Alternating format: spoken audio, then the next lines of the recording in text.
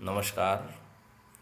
ESD voters कौन होते हैं तथा वे अपने मत का उपयोग कैसे करते हैं, किस तरह से वोट डालते हैं, इस वीडियो में हम चर्चा करेंगे।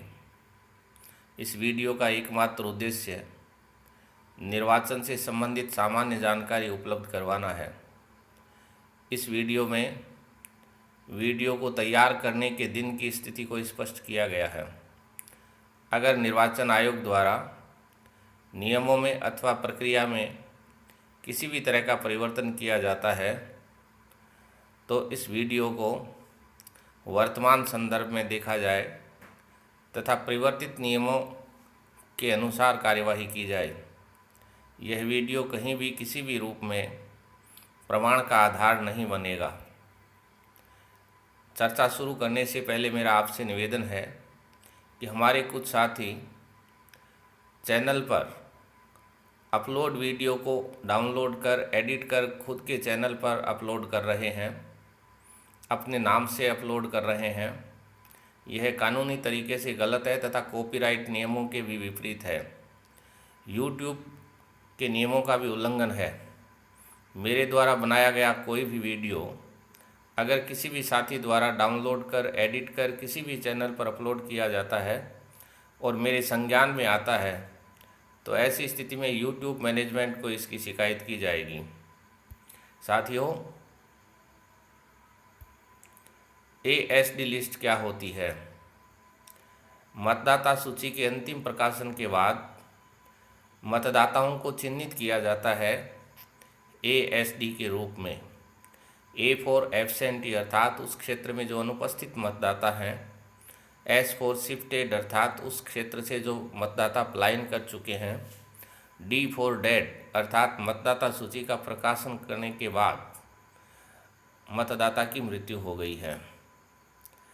कुछ दोहरी प्रविष्टि अर्थात डुप्लीकेट मतदाताओं से संबंधित प्रविष्टियां भी इसमें आती है, इसलिए डी फॉर डेड के साथ साथ हम डी फॉर डुप्लीकेट भी शामिल करते हैं।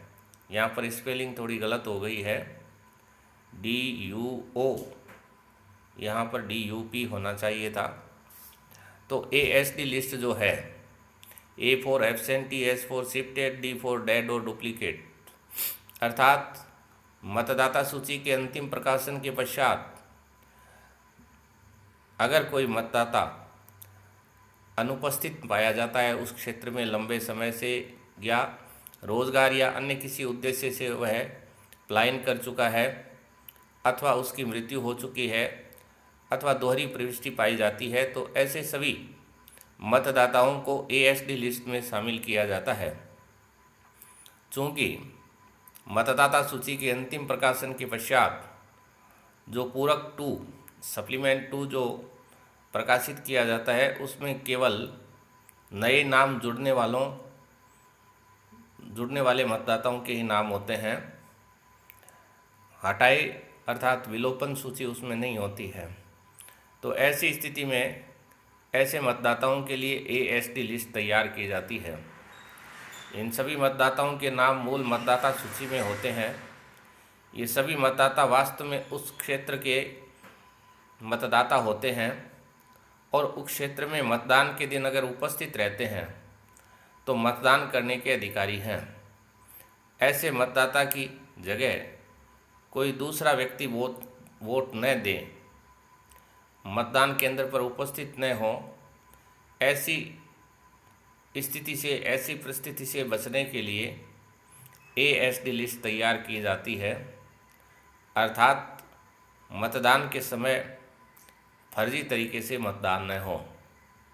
यह सूची मतदाता सूची से अलग होती है। मतदाता सूची के अंत में जुड़ी हुई नहीं होती है। मतदाता सूची के अंत में जो लिस्ट जुड़ी होती है वह क्लासिफाइड सर्विस वोटर्स की होती है, प्रोक्सी मतदाताओं की सूची होती है। यह सूची बीएलओ द्वारा घर घर जाकर सर्वे करके बनाई जाती है और कागज़ पर हाथ से लिखकर अथवा कंप्यूटर से बनाई जाती है। इस सूची में नाम के आगे स्पष्ट कारण लिखा जाता है अर्थात अनुपस्थित, पलायन, दोहरी प्रविष्टि या मृत्यु। जब एएसडी मतदाता मत देने के लिए आता है तो उससे एक घोषणा भरवाई जाती है और वह उस घोषणा में हस्ताक्षर करता है। उस घोषणा में लिखा होता है कि मैं वही मतदाता हूँ जिसका नाम भाग संख्या इतने की क्रम संख्या इतने पर नाम है, और अगर मैं फर्जी हुआ, कहने का अर्थ है अगर मैं वास्तविक नहीं हुआ तो मेरे खिलाफ निर्वाचन नियमों के अंतर्गत कार्यवाही की जा सकती है। अगर आपके मतदान केंद्र पर या उस मतदान केंद्र पर जहां पर एएसडी वोटर वोट डालने के लिए आता है वहां पर वीडियोग्राफर नियुक्त है तो ऐसे मतदाताओं की वीडियोग्राफी की जाती है, किंतु वोटिंग कंपार्टमेंट है उसकी वीडियोग्राफी नहीं की जाती है। अर्थात जब ये आते हैं और घोषणा करते हैं उस समय वीडियोग्राफी का कार्य होता है। मत की गोपनीयता बनाए रखने के उद्देश्य से वोटिंग देते समय इनकी वीडियोग्राफी नहीं की जाती है।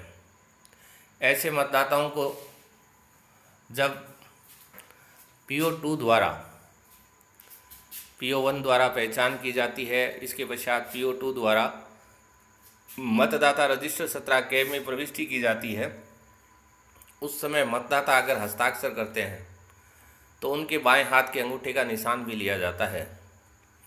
ऐसे मतदाताओं की पहचान करते समय पहले जब फोटो युक्त शासकीय पर्ची जो BLO द्वारा घर घर जाकर बांटी जाती थी, पहचान दस्तावेज के रूप में मान्य थी, उस समय पहचान के 2 दस्तावेज प्रस्तुत करने होते थे, अर्थात एक वोटर स्लिप और दूसरा एपिक या अन्य 11 दस्तावेज।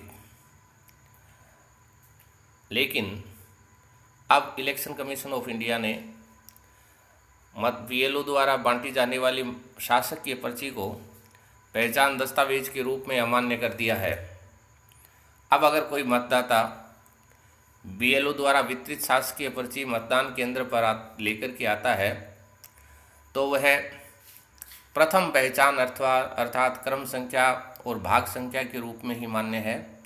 मतदाता की पहचान के लिए उसे या तो एपिक अथवा अन्य जो 11 अधिस्वीकृत दस्तावेज है उनमें से कोई एक दस्तावेज प्रस्तुत करना होगा।